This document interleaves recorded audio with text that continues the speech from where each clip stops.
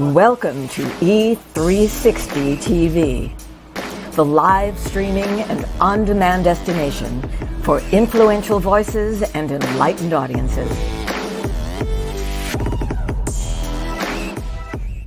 We offer trending, grassroots, and purpose-driven content across a diverse range of interests.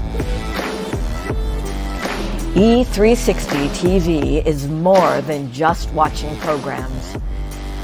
We offer the ability to interact with live shows connecting audiences to real, authentic influencers and storytellers while streaming to millions of devices.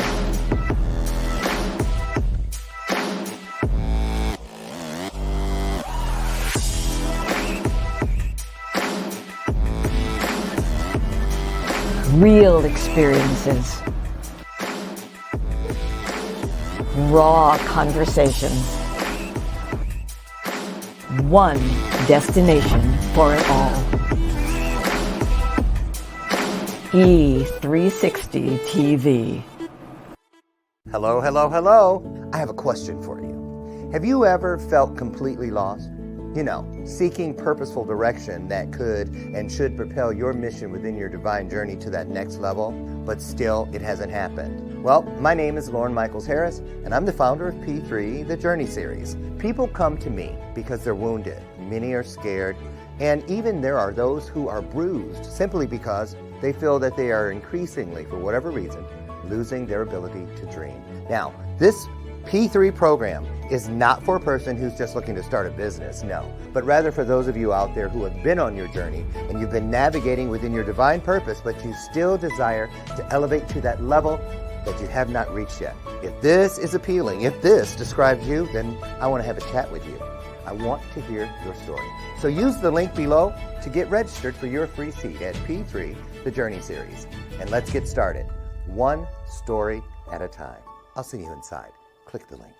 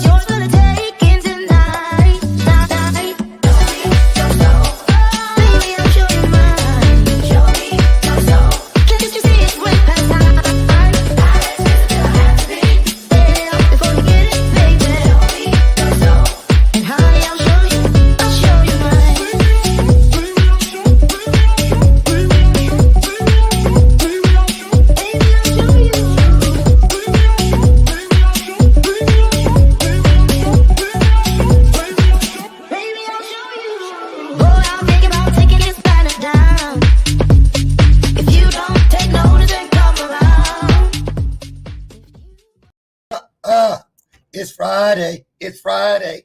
I better quit trying to sing or whatever I was doing.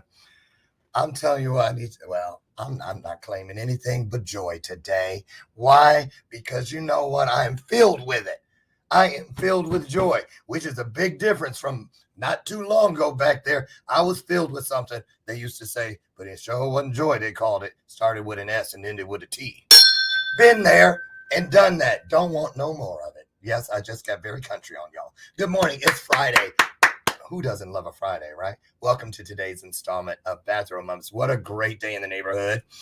Friday is always one of my favorite shows because I get all geeked up. I'm anticipating wonderful things all week long as we move closer to today. Today is going to be perfect. Why? Because it is. The first reason is that we are fulfilling right now, in this moment, right here, one of the greatest promises available to us. Yes, we are. That one that guarantees us that when two or more of us comes together, we have the same mindset, heart set, soul set. Wonderful things happen. It's called spiritual magic. And we're about to create some up in here. Yes, we are. Oh, that's the bell of purpose. Not a gimmick, not a show prop.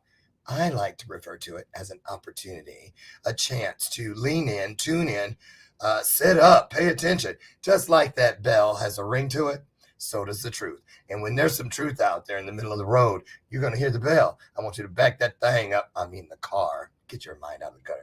I want you to back it up and take some of this gooey, chewy goodness with you. Can I get an amen? Good morning to all of you out there. Thank you for meeting me here. You pour into me every day. Today, we're going to pour into you. I have a wonderful guest today. She is a fellow alum of the Elevate family. She has a wonderful, wonderful masterclass. We're going to talk about that. Let me put one of these in. Ricola. I'm telling you what. I'm just keeping it real. Sabrina, back it up. Dr. Sabrina Townsend is in the house. And wow, what a wonderful, wonderful person she is with a lot to pour into us. I just saw something on Facebook this week where her son, who is just as cute as can be, he's so handsome, started school. I was checking out all his little outfits. She was all up in the classroom, and I don't blame him. I remember when my mom did that to me in first grade, kissed me. I couldn't rub. It took 10 minutes. I was still rubbing. You know, nothing worse. Well, there is one thing worse that a mom can do than kissing you in front of all your friends and peers is this one. Remember this one? Ooh, baby, come here. Oh, I still gag when I think about that. Don't do that to your kids. Trust me, they hate it. Okay, listen, at this point, before we bring in our guest, help me welcome my sidekick. She's my version of Ed McMahon. Lucy McGillicuddy Ricardo. She's been with me for 6 years here. And so she's here today. So hats off to Lucy. I love me some Lucy. Right. Today, we're going to talk all about diversity and inclusion. And so what is that exactly? It's one of those terms that we think we know. But when it comes to putting the pedal to the metal, walking it and not just talking it, sometimes that definition changes. You know what I mean? So what is the literal definition? Here we go. Diversity and inclusion are two interconnected concepts, but they are far from interchangeable. Diversity is about representation or the makeup of an entity, where inclusion is about how well the contributions, what's that word? Yeah, presence, senior moment, and perspectives of different groups of people are valued and integrated into an environment. So there it is. I'm going to bring in, so somebody forgot to send me their bio. I ain't going to say who it is, Sabrina Townsend. But here it is. I took this from LinkedIn, and I'm just going to hit the high points and let her fill in between the lines for you when she gets in here. Dr. Sabrina is a highly experienced thought leader in diversity, equity, inclusion, and belonging. 15 plus years as a leader. I don't know what this is. DEI strategy. She'll explain it. Program development, business resource groups, leadership development, policy and change management. That's something I want to talk about.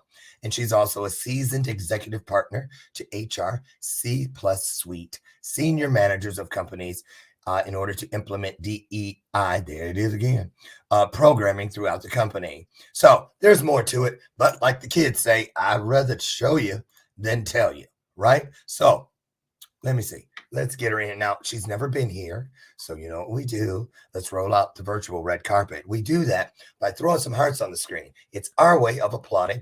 And more importantly, as we get into it, I am challenging you to put your heart into this illuminated conversation because guess what? Oh, here she comes. I'm sounding like Barry White. Lord help me. Sabrina Townsend, doctor.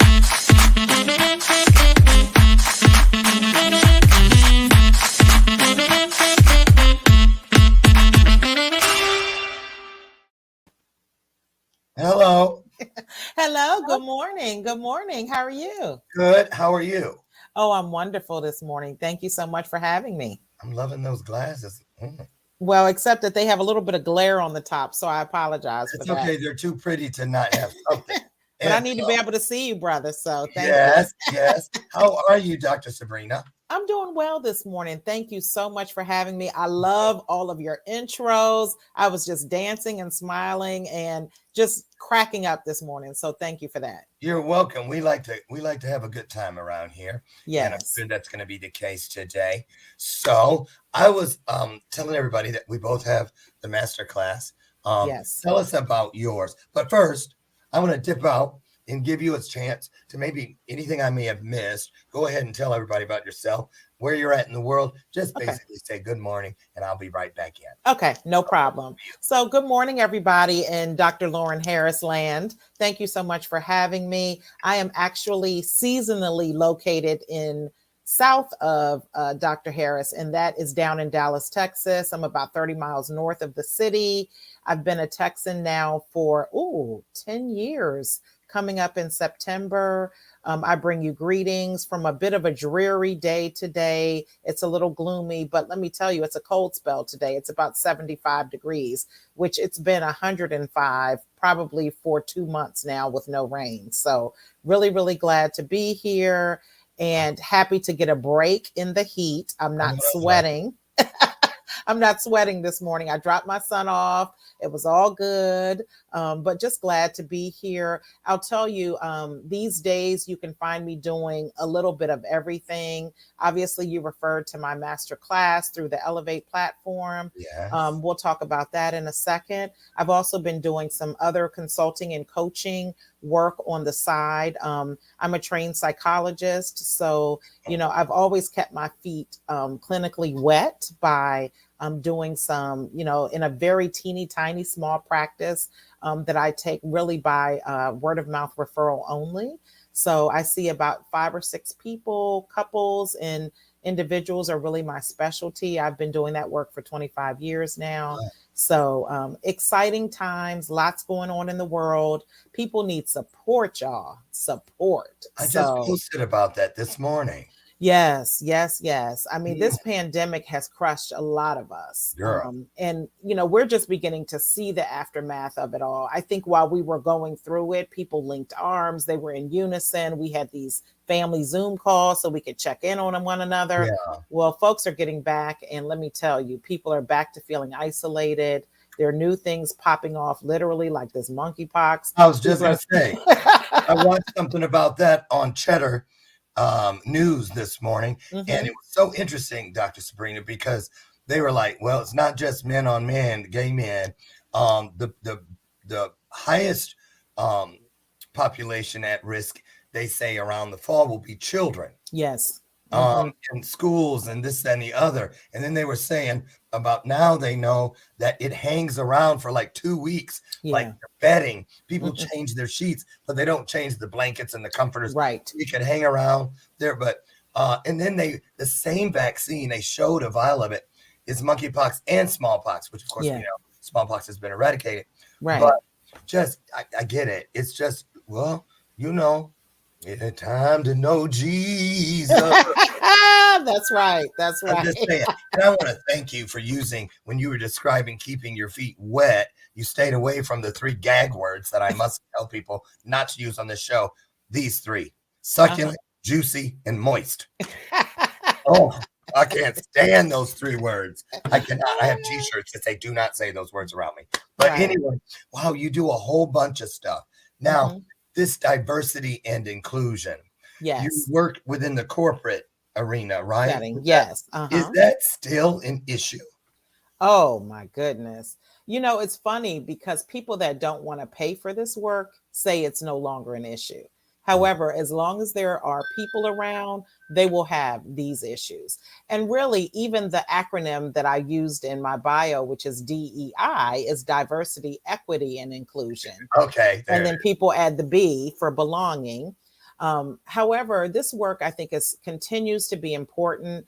Obviously you saw a rise in it in the post George Floyd murder era. So now companies for the first time have really dedicated resources, as in money and people, to assuring that their workplaces feel safe, that people are not going to revolt based on how they're treated, and really that there's true representation at the decision-making table. There's been representation a long time in the workplace, meaning all kinds of people. However, have they had a voice? Have they been able to actually participate in the discussions, not after we've made a decision and invited you in, but during, or even before. In preliminary planning? Sure. So I think it's so important. And really my role is, as a consultant, has been coming in, helping companies, talking them through where their pain points are. And what's important to know about this work is that it varies according to company. Now, yes, you have your basic principles around this. However, each company is different. There's some companies that may be completely full of diversity in ethnicity, but maybe not in other areas. They may not be diverse in gender. They may not be diverse in sexual orientation. They may not be diverse in accessibility. So there's all sorts of things.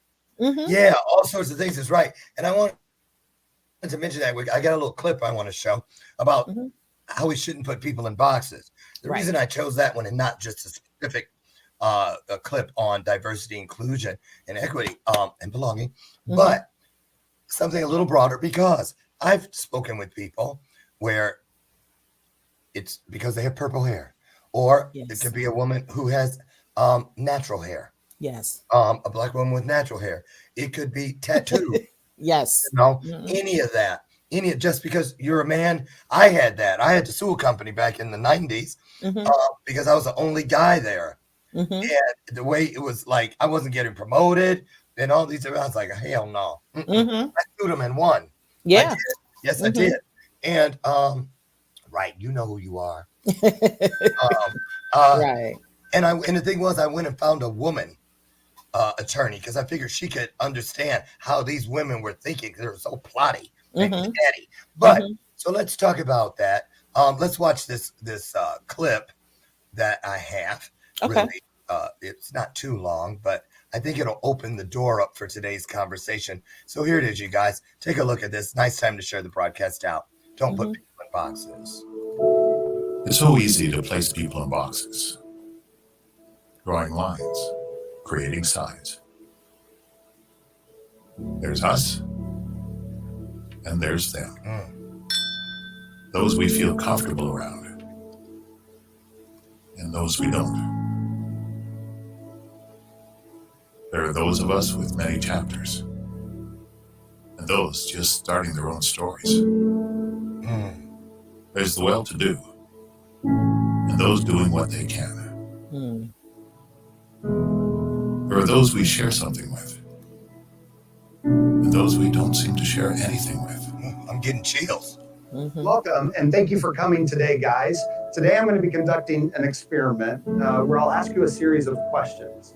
Now, these questions will be very personal questions, and for us to get a true result, I need you to be completely honest with how you respond. The first question I have is, who in here was the class clown? Always in the hallway.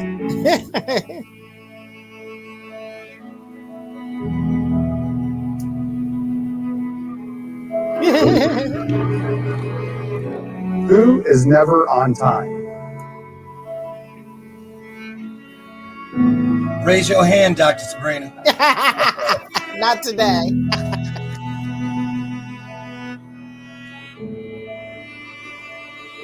And then there's us.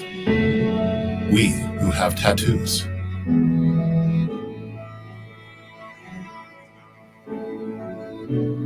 We who feel lonely.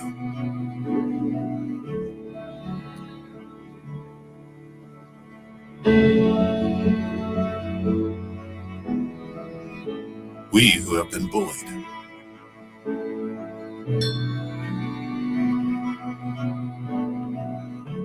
We who have bullied others.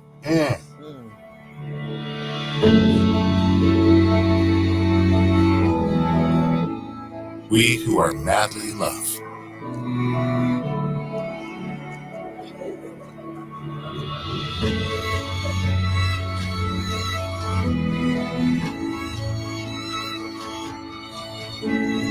We who have overcome great adversity.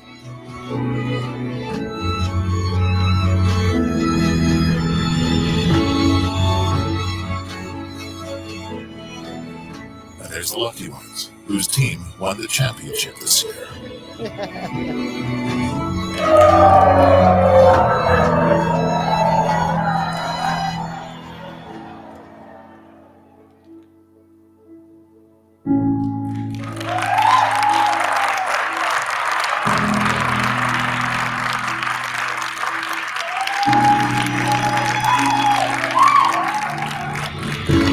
We who beat cancer.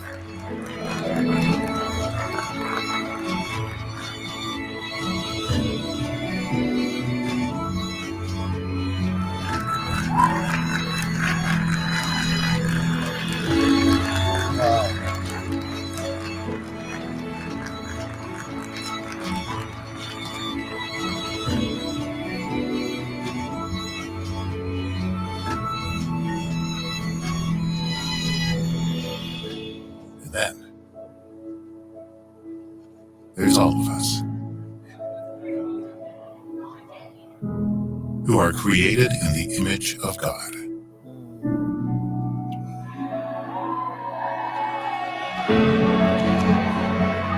And as one body, we stand together,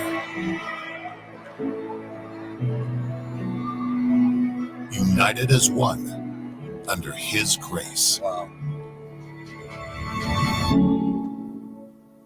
Wow. I'm going to say something about that. Then I want to get your take, Dr. Sabrina. I need some tissue first. Tell me Go about ahead. it. It got me all up in my feelings because I'll tell you what came to mind for me. I was like, Jesus, I wish I could have seen something like this all those, 4, 5, or 6 times in my journey, suicide attempts and stuff, when I felt like I was the only whatever, fill in the blank. If I could have even seen something like that, it would have made a huge impact on my spirit. I know this. So I want you to tell me, what did that mean to you, based on the work you do and what you see out there on a daily basis?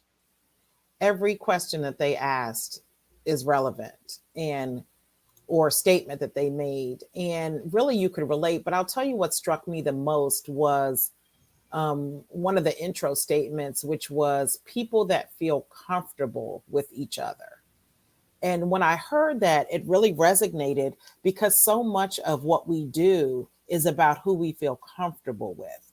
So basically, people that make us uncomfortable, there automatically is that first divide.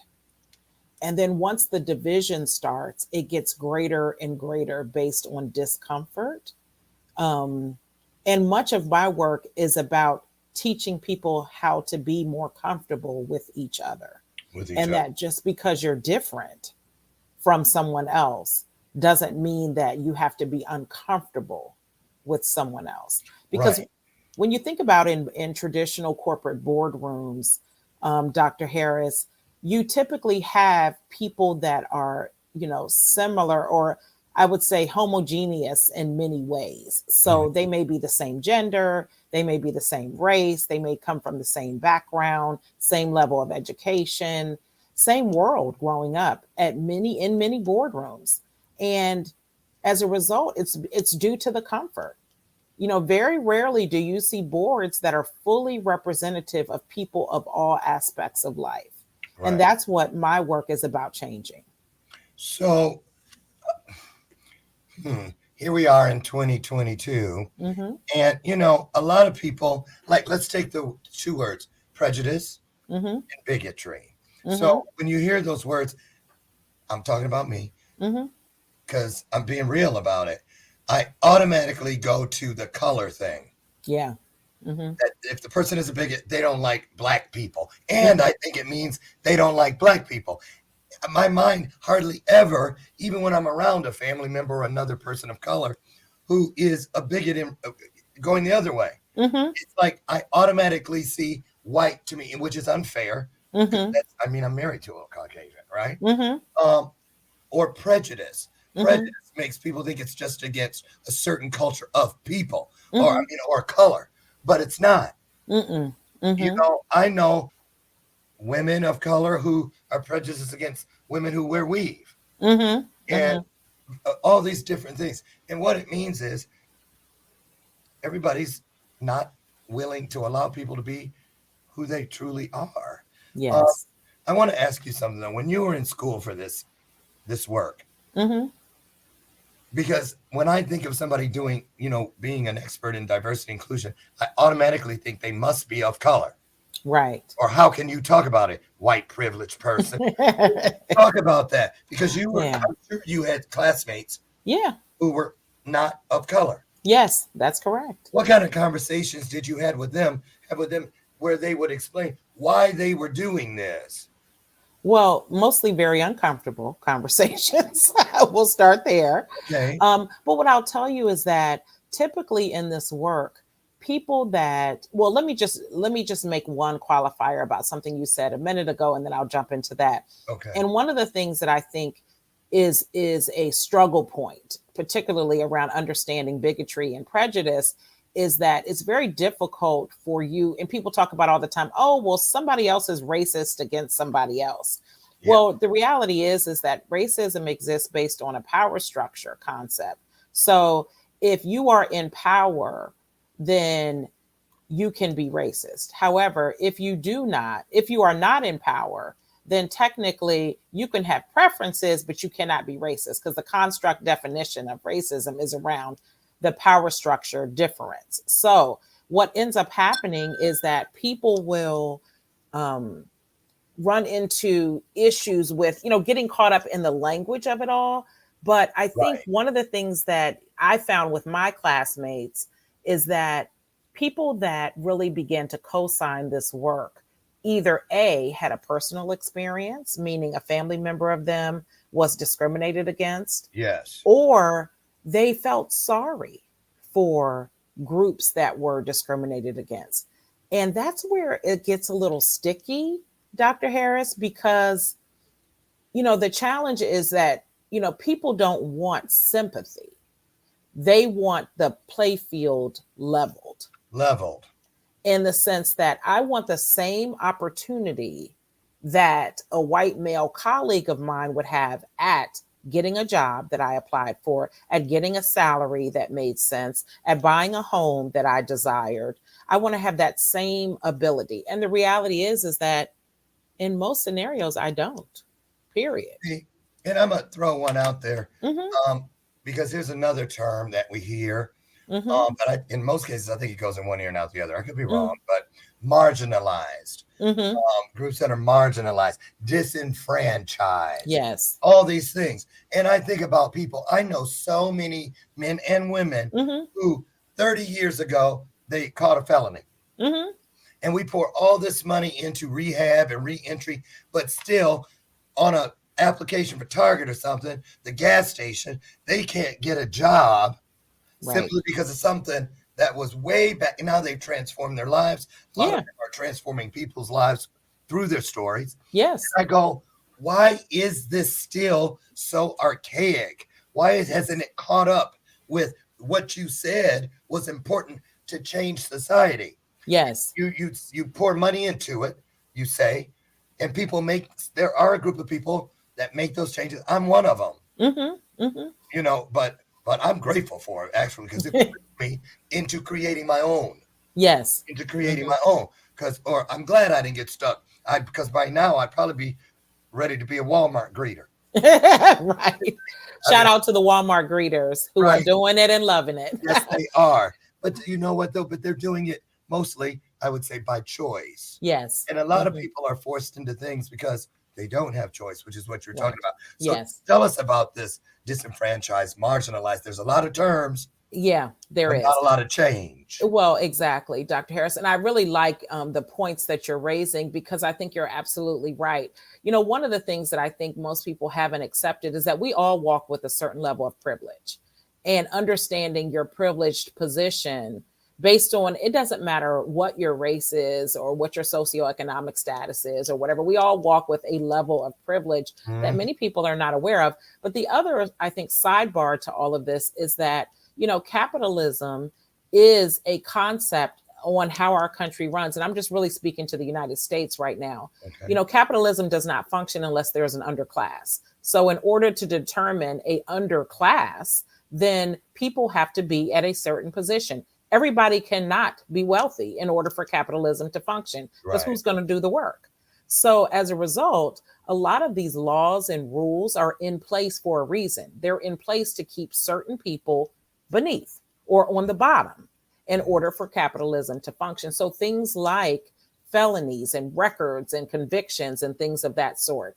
Imagine if you could erase today all of, you know, people's prior, you know, charges and things of that sort. You would have basically hundreds of thousands of people back in the job market for positions that don't exist. So now you have, what do? You have to then look at the comparison of the various people, determining, you know, you now have all this more competition, I guess is my point, in the market for roles that are not set up to exist right now. And let's be clear, I think it's important also to mention that people really cannot, I mean, capitalism, back to that argument, cannot exist unless you have a certain percentage of people that carry the wealth. So somebody's going to have to share their wealth if you now have all of these hundreds of thousands of people that are classified as equivalents.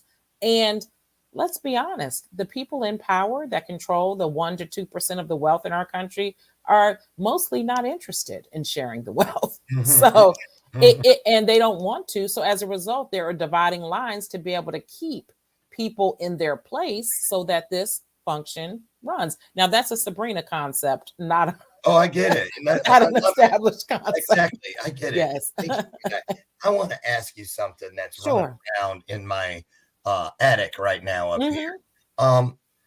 Okay. Diversity, inclusion, belonging, equity. Which is it really more about? Balance or representation? Because I'm thinking, if I were a privileged white man and I wanted to fulfill the protocol, so I didn't look like the bigot I could really be, I might put someone of color in a position that I know is a yes person. Yes. So that they, you know, they balance the what the need, but the representation isn't there because they're not going to speak for the same people that look like them downstairs. So how do we know what's where's the pulse? Where do you find the pulse of what's really going on? And let's say where a person lives, where they work. Right. Because it's not just at work, it's your community, it's your neighborhood, it's all of that. How do we find where we should be, you know, placing our fingers to really get an idea of what the pulse is? Well, I think diversity is the first step on the journey. So having adequate representation, meaning you have people from different walks of life at the table. That's step one, really. And it's a safer step. I mean, I can hire, you know, 35 people from all parts of the world, but it doesn't mean that they have equity at the table. It doesn't mean that they're included. It doesn't mean that they belong at the table. As you said, they may not have a power seat at all because they have been, you know, it's sort of the old phrase used, being a token. So, you know, you may absolutely be a token, meaning for the pictures that go into the newspaper or that go online on our website, we have the lovely Dr. Harris and Dr. Townsend, you know, because they look good, but they don't have a vote. they don't have a voice, they're not able to participate in discussions, and God forbid they can't make any decisions. So that's really step one. I think equity pushes the envelope a lot more strongly. I can't talk this morning. Not enough Lucille Ball coffee this morning. So you don't have that yet. Right. I haven't had enough yet. I hear you. But what I'll say is that, equity then pushes the envelope that much more. And that is, are we assuring that people have everything that they need to be successful? So there's a cartoon that you can find if you just search equity on Google, and it shows people are watching a game, but they're, different size boxes based on the height of the individual to be able to look over the fence to watch the game. Because if I'm 5'2", but the fence is 8 feet tall, can I see over the fence? No. But, Dr. Harris, you may be 7'8". So you can actually get on your tippy toes and see over, where someone else next to us might be 6 feet. They need a box that is, 2 additional feet to help them see. So the goal is that in equity, that everybody is given a box size that fits them so that they can be successful to meet the goal of seeing the game over the fence. So that's important. And, that's the thing, is everybody is not tooled to be able to do what it is that they need. So if a master's degree is required to do this work, but I can't get a master's degree because I can't afford to put myself through school, but your parents were able to write a check for your education and you could do that, then we don't have the same opportunity because my parents weren't able to do it. However, if there was a natural fund in this society or say college was deemed free, well, now there's an equitable chance for both of us to be exposed to the same information that we need to do the job.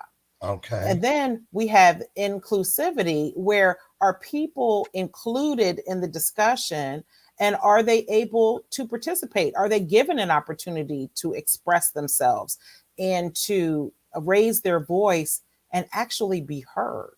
And that is one of the more challenging areas because, frankly, if there's an issue or a policy that's getting ready to roll out at a company, and I raise my hand and say, this policy is going to be really more destructive than it is helpful, can I say that to my CEO and live or keep my job or whatever? Right. But if I work for a company that welcomes inclusivity, they're going to stop before they publish this policy to hear what I have to say, to vet what my concerns are before they roll out something particularly that may impact people that look like me. And then belonging is about really, not only do we care about your opinion, but we want you to feel part of the team, part of the group. So even though I may not sit in the C-suite, the fact that my opinion matters, what I bring to the company matters, it's important that the policies that roll out of the C-suite that impact me, that, it makes sense to me. So I feel like I belong there. So I'm actually asked for my opinion. I'm actually pulled into projects that make sense for me. So I feel like I belong there, and you care about things more than the job that I'm doing. Yeah. Dr. Harris, it's important that, if my child is sick, as the CEO of this company, you're going to make sure that I have the time off that I need to take care of my family because, ultimately we're a part of this larger family. And I need to be sure that I'm able to feel a part of that and that I belong, because otherwise the likelihood that if I'm offered another job somewhere else, I'm going to leave because you don't care about me anyway. I'm just a number. So, and sometimes those promotions and whatnot serve more, not as a monetary promotion, but as hush money. Yes. Because they know that if they got too much to lose, they're not going to rock the boat. So I think it's important, especially for those people who have the intention of working their way up within an organization, to know from the beginning, or at least keep your eye on where they're going with why they're the motive. Yes, absolutely. Motive. So let me ask you this, because this happened during COVID. My first sponsor is a Greek restaurant here in town. That was my very first sponsor all those years ago here at Nikki's. And I know these people. They're like family. Yeah. I went and I actually was doing their social media posting at the time. Mm-hmm. And one day a post popped up from a woman I know in Chicago, Black woman, who speaks about not doing these very things, but it was during all the George Floyd and the Breonna Taylor stuff. It was hot, right? It just had that thing here about the Buffalo Wild Wings. Yes. Came in and the white people asked to be moved and all this. And she went in, and because it was a busy time, and anyway, she used it. She went live and said, these people are racist. You're not doing this because I'm Black. And I know their heart. Right.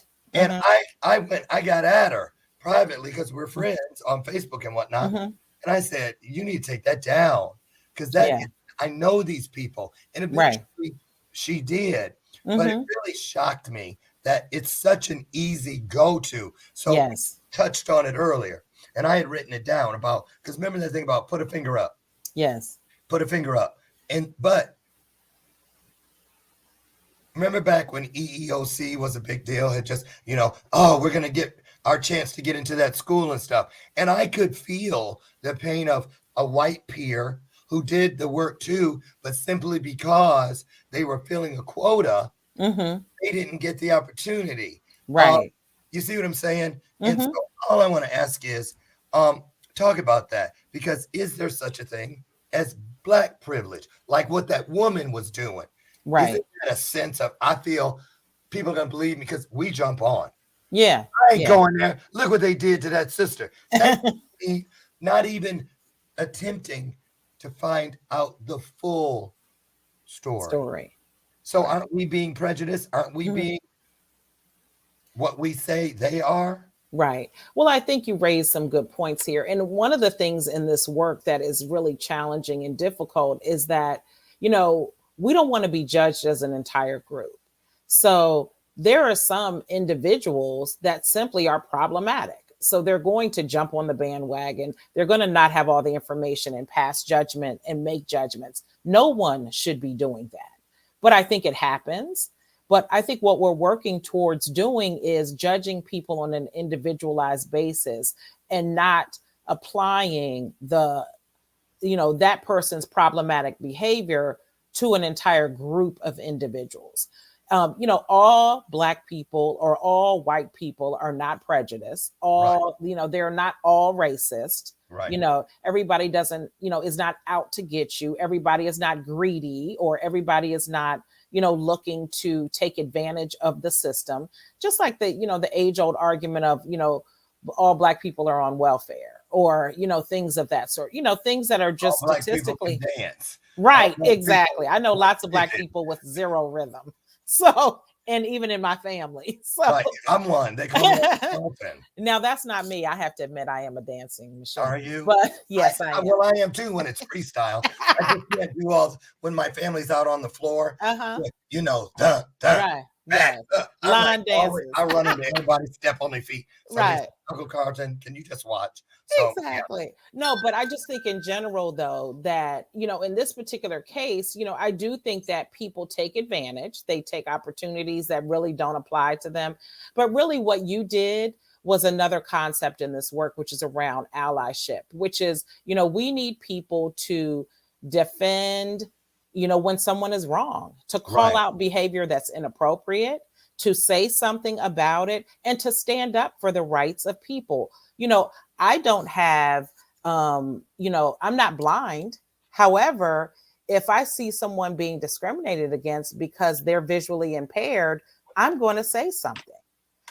Do I have anybody blind in my family? No, but it's the right thing to do. right. Nobody should be taken advantage of because of something they cannot help.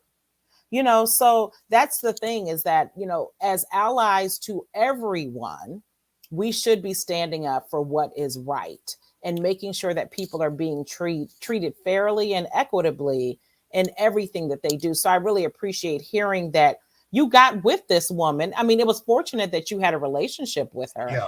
But even if you didn't have a relationship with her, in the moment, you could have easily responded to her post and said, before you make a mass judgment about this restaurant, maybe you should get to know the owners. I know them well. Right. And I have only known them to be fair and honest people. Yeah. Simple as that. It's true. And that's what we're working towards doing. And what we really need, particularly for our white brothers and sisters who, typically get the brunt of, really, 500-600 years worth of history that, is proof in the pudding that they walk with a level of privilege that other groups don't have simply because of the system they were born into. Right. However, I think in order for things like, this bad behavior, quote unquote, to stop, they have to stand up. They have to, get in front of others. That sister in Wyoming, Liz Cheney, people can say what they want to about her, but during this, these recent January 6th hearings, this sister she took a stand like no other. Mm-hmm. And, people can have opinions about being Republican versus Democrat. It's not really a political discussion, but what I'll tell you is that she stood up for what was right. And as a result, she recently lost, yesterday she lost the election, or Tuesday she lost the election in Wyoming for the nomination, which is unfortunate. And, again, am I on the inside of it? Do I know everything that happened? No. But from what I can see, it looks like, she lost that nomination based solely on the fact that she was aligned against, the rest of her party in many ways. And she stood up for what was right. But that is how change occurs, is that there is going to be a consequence for you standing up, period. Right. However, always has been. Right. But it's worth it. Look at how much progression we've made because people stood up. Well, that saying, rules are meant to be broken. Mm-hmm. Yes, if they fit the criteria of they no longer serve us, they're archaic. But before you break them, you must challenge them. Yes. I believe. Yes. So that there can be the conversation, because that's important. Understanding. And, when we break it all down, if more of us really relied on truth, because truth is the only thing I know of in the universe that never changes. If it's the truth, it's never going to change. It's not true just because I'm black, and then it's false because it's over there on the white person or a Spanish person or an Armenian person. The truth is the truth is the truth. And I believe if more of us aligned ourselves with the truth, what is the truth, what is real, we would do better. Now, what about, what tips could you offer for just people, anyone, no matter where you live, how much money you make, what color you are, what do you say is the best place for us to start to be that ally for the cause? Because is there a name for it? Okay, we have diversity, inclusion, belonging, but when I'm at home, see, that sounds like corporate lingo. But when I'm sitting around the table come Thanksgiving, how do I have that conversation in my blended family? Yes. What lingo, what language, how do I bring it in your opinion? So you want me to solve world peace, Dr. Harris. Thank you for that. No biggie. But what I'll say is it starts with love. This work is about love. Everyone wants to be loved. Everyone deserves love. And, love is not associated with human rights, but it is. Love is a human right. Yes, we should be all loved. That's why we're here. That's how we connect. And I would say love first and listen second. It's very hard for me to understand your perspective. Amen. It's very difficult to understand your perspective if I'm talking and not listening. So listen to each other. And then, I always have to tell a quick story about, one of my first jobs out of my master's program, I went to work in New York City on the Lower East Side for a small community-based services provider. And the funny story was, it was like a cultural day at work. So everybody brought their cultured food to this dinner. So I sat next to a Jewish woman who, as we were passing the food around, there was a plate of ham hocks. which is traditionally a Black Southern food. And someone had prepared them that worked there. And she quickly reached for the ham hock, put it on the plate. And when I tell you that this sister proceeded to destroy a ham hock like my grandmother, who was from North Carolina, Right. but she was a Jewish woman. So Right. I literally, my eyes were as wide as this screen. And I'm looking at her like, how in the world does this woman know how to eat ham hocks?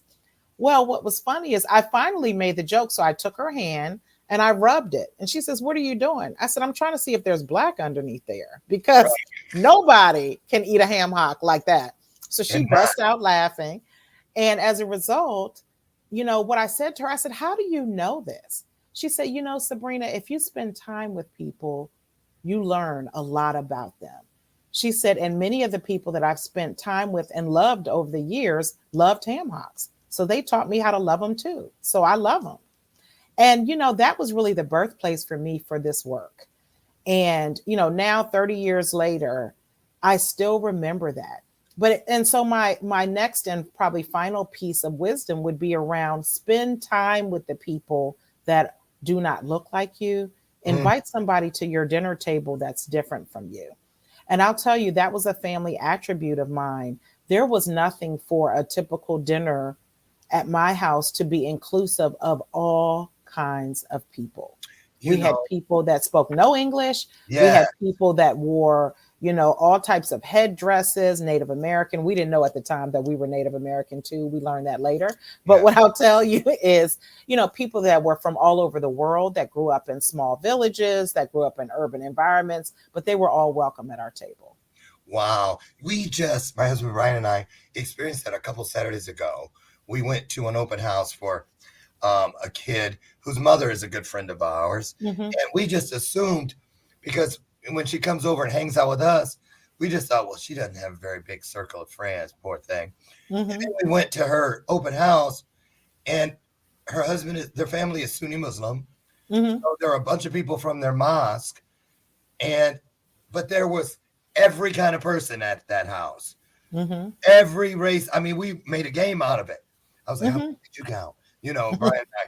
And we were it was a challenge for us because we were sitting there going, are we being antisocial? Here's what I learned. Because I don't position myself to do exactly what you just recommended. I felt like an outsider because they were all moving around like, you know, like they slept at each other's houses and stuff. And I was like, wow, I never knew she had all of this in her world. And it made me, honestly, feel just a little bit left out. Like I need to do better. Why don't I have an eclectic group, close group? How am I not getting out of my comfort zone in order to make something happen? So, but what I love about her, and we told her as much, your example has inspired us. Yes. The conversation that you were talking about is absolutely true. Now, I want to know this. We got some time. We got about 6 minutes. 30 years ago, when you first stepped into this world of what you do today still, how different was it when you marched into a corporate setting, the way they looked and what they expected, what you could feel? Because I know somebody said something out of the side of their mouth that made you go, okay, remember you love Jesus. Remember you love Jesus. Remember why you're here. As opposed to today. Has much changed? What's the litmus test, Dr. Sabrina? Well, I'll tell you, the sad part is it's not super different than how it was 30 years. I mean, there are some differences, but not super different in the sense that in most corporations that I walked into 30 years ago, I may have been the only one. You know, I walk in today, there may be 3 of us now, as opposed to one. So one per decade. Yes, exactly. Which is sad. I mean, even to this day. And one of the things that I do when I go to work with companies, or if I'm interested in a position and I might apply, is the first thing I do is go and look at their board. And I start my count. You know, how many people are of color or of different genders or of different, you know, experiences in life can I tell? I read their bios and all of that. And I'll tell you that helps inform my decision about a company.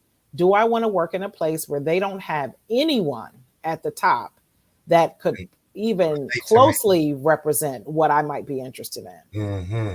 You know? So can you tell me, because I wonder if you were this woman you are today in the 60s, when Martin Luther King and all of that was going on, do you think you would have been a movement supporter?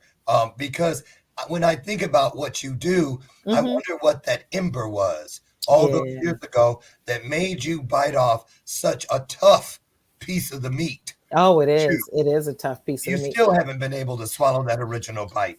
Talk No. about that as we get Oh my gosh. Dr. Harris, we need another hour. But what I'll tell you is, it's interesting. I still don't know that I would be the person in the street, tying myself to buildings. First of all, I don't like the heat like that. Okay. I don't want to be uncomfortable, and I don't want to be sweating and can't sleep for 2 or 3 days. It's from I don't know if I who lives in Texas with 100-some degrees. Right, exactly. But I got air conditioning. I can sit in the house or whatever. But what I'll tell you is, the piece that I tell people about this work is there's levels for everybody.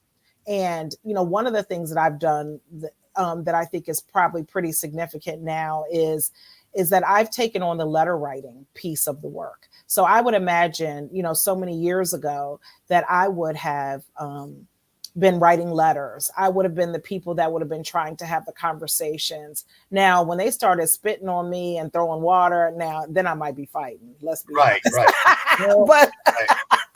But what I'll say is that, there's room for everybody. I have other friends that, stand on the front lines. They're willing to do that piece. But I do think that I would have been a part of the movement. There's no way that I could have sat on the sidelines and just watched on television. But, I'm from warrior parents. My parents were the first in many things.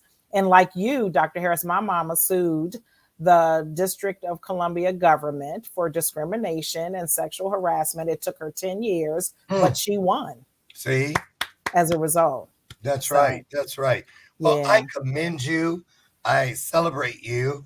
And I honor you for this tough road. It is. You've chosen, and you have stuck with it. Yes. There's a lot of burnout industries, and they're always the ones, special needs teachers. Yes.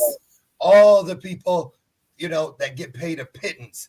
Yes. Doing the heavy lifting. Yes. And then people that, somebody sings a song that you forgot 10 minutes later, and they got $5 million for it. Oh, yeah, exactly. I just don't understand it. But let me ask you, last question. What did you hope to change when you began this work? And is it still your current hope? Yes. Oh, you're asking me about my purpose, Dr. Harris, and thank you for that. So I'll tell you that my hope was that any person that I touched would be changed just by my presence and by a conversation with me. That's still my hope. And I'll tell you, it's happening. Well, that's good to hear. Because unless we have these conversations, how would we know? Because we cannot judge books by their covers. No. We have to open them, get inside the story. Yes. In order to understand all of the characters and the settings within the story. Yes, So absolutely. Right? Get in, take a chance, ask the questions, just like you rub the hand. Find that icebreaker. Yes. Just to get that illuminated conversation started. So scrolling along the bottom is Dr. Sabrina's LinkedIn connector. And I've also taken the liberty of dropping it into the comment section. For all of you that are here live on the various platforms, I see you, watching you on 3 different devices. And those of you who will watch the replay later, please go in and do whatever you need to do to find out how you can be a part of the solution and not a part of the problem. Don't just point and automatically think that title belongs to your neighbor. It could very well belong to the person looking back to you in the mirror. Dr. Sabrina, final thought? Yes, I just want to say continue to spread love, show love. It shows and platforms like this, Dr. Harris, that make this work possible. Thank you so much for having me today. Happy Friday, and go spend some time with people that are different from you. There you go. I'm going to do it, and I hope you will too. Listen, you guys, get out this weekend and every day with the intent of being the best version of yourself. when you go out and do what Dr. Sabrina just suggested, don't you want to present your best self to that person that you're expecting the same from? It's got to start somewhere. I say within. So listen, meet me here Monday. Who do we have? Oh, who is that? Heather. Wait a minute. Is it? Oh, yeah. Heather Cast is here. I can't think more than that. You'll see the promo. It'll be out in about an hour. Listen, you guys, meet me here Monday morning, God willing, and we'll do it again. I'll be right out front on the porch at 8 a.m. as we embark on yet another illuminated conversation right here on Bathrobe Moments. Have a great weekend. I'll see you Monday. Thanks, Doctor. Thank you. Bye, all. Bye-bye.